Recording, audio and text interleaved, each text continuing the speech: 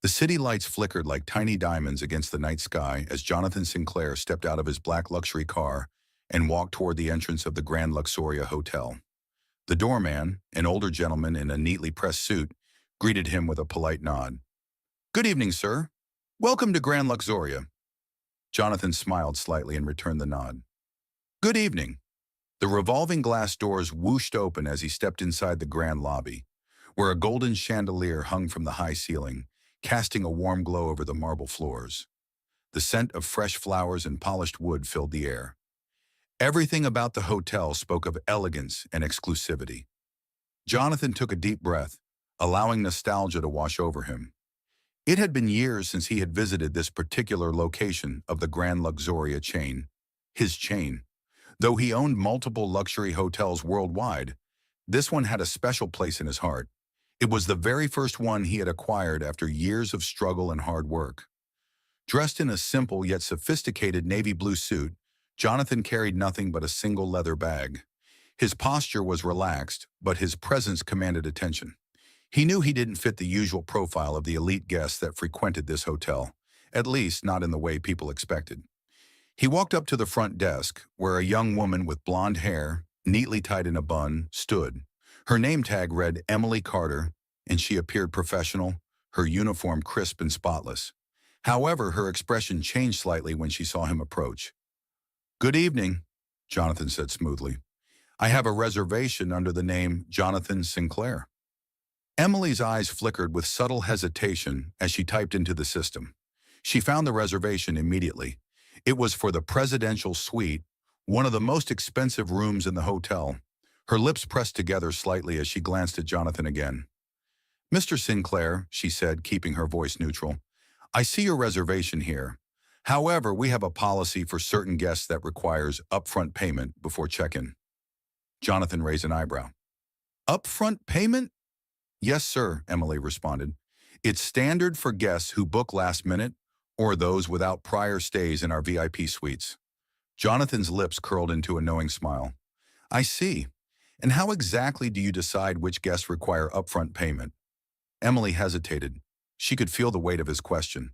"It's just policy, sir," she repeated, her professional tone unwavering. Jonathan remained calm, but he let the silence stretch just long enough for discomfort to settle in. Then he spoke again. "I've stayed in this hotel many times before. Never had to pay up front." Emily stiffened slightly. "Perhaps there was an oversight before, but I assure you, sir, this is standard procedure." Before Jonathan could respond, another voice cut in. "Mr. Sinclair," the hotel's general manager, Richard Davenport, approached with a broad smile. He was a well-groomed man in his 50s, with sharp features and a distinguished presence. He hurried toward them, his polished shoes clicking against the marble floor. "Welcome back, sir. It's an honor to have you with us again." Richard extended his hand, which Jonathan shook firmly. Emily's eyes widened slightly. Something about Richard's tone and enthusiasm unsettled her. Jonathan smirked slightly. "Good to see you again, Richard." Richard then turned to Emily, noticing the tension in the air. "I trust Emily has been taking good care of you?" Jonathan chuckled softly, his gaze never leaving Emily. "Well, let's just say she's been thorough." Richard's smile faltered as he glanced at Emily. "What seems to be the issue?" Emily shifted uncomfortably. "I was just informing Mr. Sinclair about our upfront payment policy for certain guests." Richard blinked, then let out a nervous chuckle. "Emily, do you know who Mr. Sinclair is?" Emily frowned slightly. "He has a reservation for the presidential suite, sir. I was just following protocol."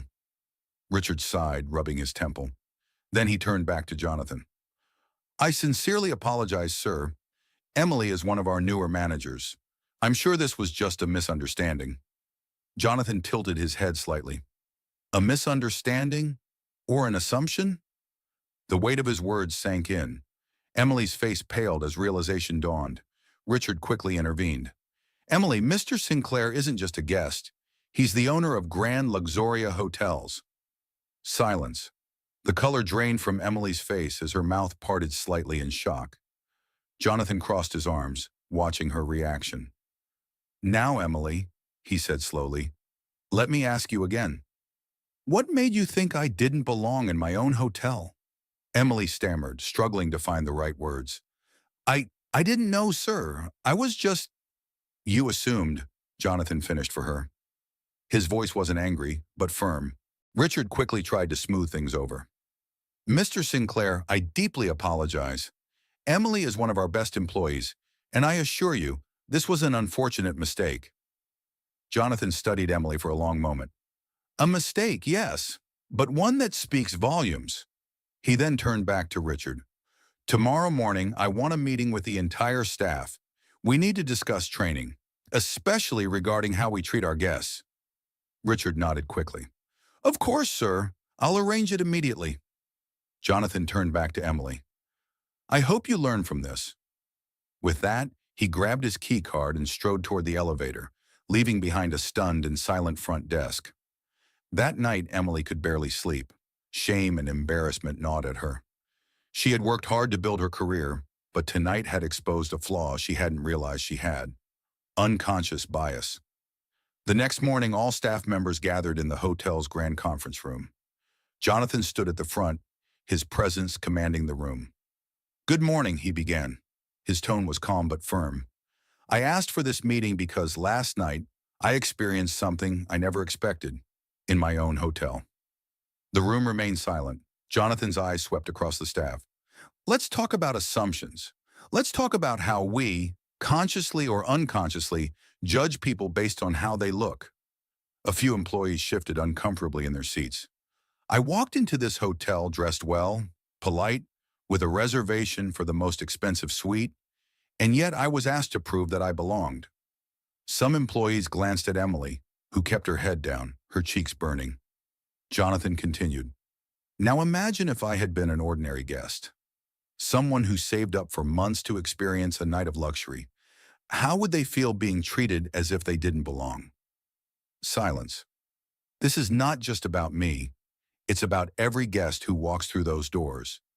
We are in the business of hospitality. That means we treat everyone with the same respect, whether they are wearing a $1,000 suit or jeans and a t-shirt. Richard nodded in agreement. Absolutely. And I take full responsibility for ensuring we improve in this area. Jonathan's gaze fell on Emily. Emily, he said gently, what did you learn from last night? Emily swallowed hard before speaking. I learned that I let my assumptions cloud my judgment, and that's not who I want to be. Jonathan nodded approvingly. Good, because awareness is the first step to change.